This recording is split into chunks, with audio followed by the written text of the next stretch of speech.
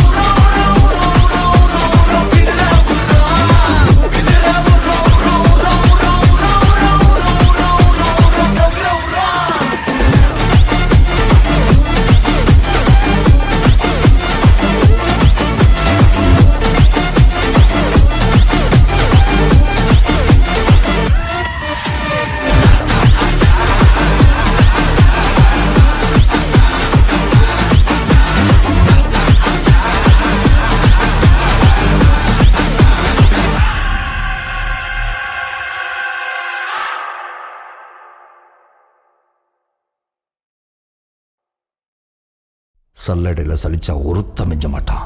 இந்த தைரியம் இல்லாத ஜனங்களை வச்சுக்கிட்டு இவனால என்ன பண்ண முடியும்? ஆமா சார், நீங்க சொன்ன மாதிரி எங்களுக்கு தைரியம் இருந்ததில்லை, நம்பிக்கை இருந்ததில்லை, சக்தியே இருந்ததில்லை. சாவு எங்க மேல குதியாட்டம் போட்டுச்சு. அப்ப குறுக்க நின்றுட்டு இருந்த ஒருத்தன் அந்த மாரியாத்தா முன்னாடி தலையை சீவினால. அந்த புயல் இந்த ராத்திரில இருக்கிற ஒவ்வொருத்தருக்கும் உசுர கொடுத்துச்சு. உங்களுக்கு ஒரு யோசனை சொல்றேன், நீங்க மட்டும் அவன் குறுக்க போயிடாதீங்க சார்.